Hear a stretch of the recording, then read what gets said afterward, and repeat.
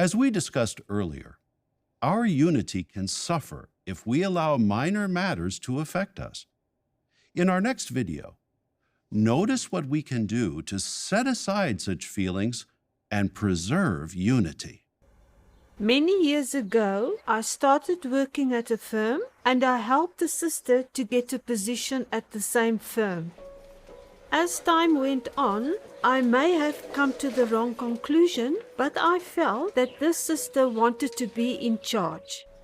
I didn't feel very happy about it.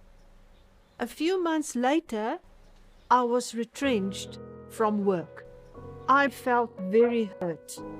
My mother always told me to be the lesser one and just to let things go. So I kept quiet and I left the firm. Due to certain circumstances, we changed congregations, so we didn't see each other anymore. During those years, at meetings or reading the Bible, we are regularly reminded to be forgiving. It felt to me like a stab in my heart, because I knew we had to apply this counsel. Being at the convention, every time it made me a bit nervous, because I basically had to prepare myself. Should I bump into her, how I was going to handle it. It did ruin the spiritual atmosphere of the convention. Soon after my mother passed away, we had our regional convention. I was very emotional. I saw this sister standing and I wondered to myself, what is going to happen now? She came up to me, she gave me a hug and a small present. That particular day, I definitely felt relieved and I felt I could now make peace. What a boring story. I mean, really, how is this supposed to be interesting? We're hearing from Cecilia van Niekerk, who is from Namibia. This story features in the May 2022 JW Broadcasting. For me, it's just a classic example of bureaucracy. They're not really interested in coming up with fresh, original, relevant content. They're interested in checking boxes.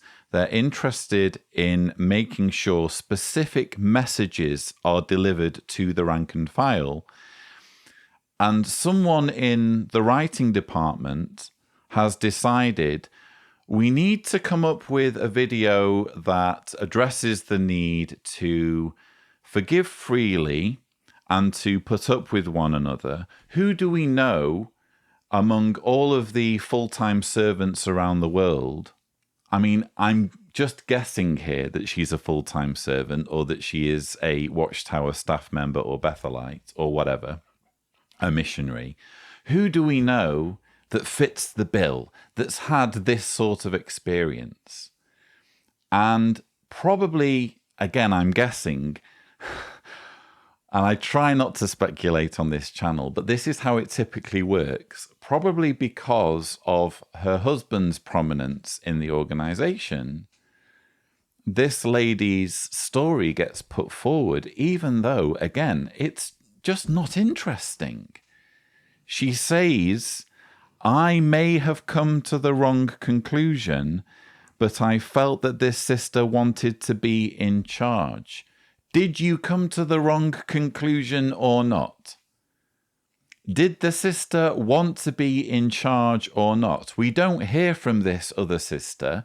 We don't hear the other side of the story. That's apparently the crime that her friend has committed, that she has received the impression, having recommended this person to join the company, that this person wanted to be in charge. She doesn't even say this person was responsible for me losing my job. She doesn't even say that. Apparently, this whole story revolves around this perception on the part of Cecilia that her friend may have wanted to be in charge, having joined the company.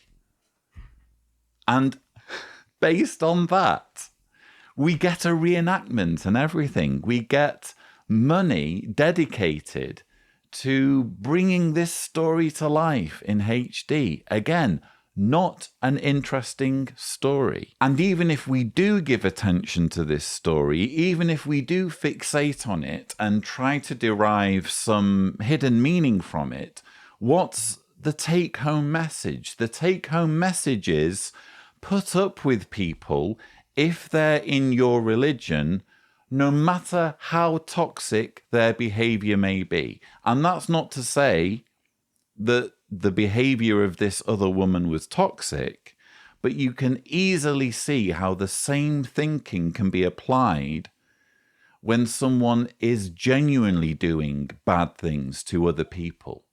Oh, well, just forgive them, just put up with them because they're part of your religion, and you should just put up with toxic behavior so long as the toxic behavior is being exhibited by someone who shares your faith.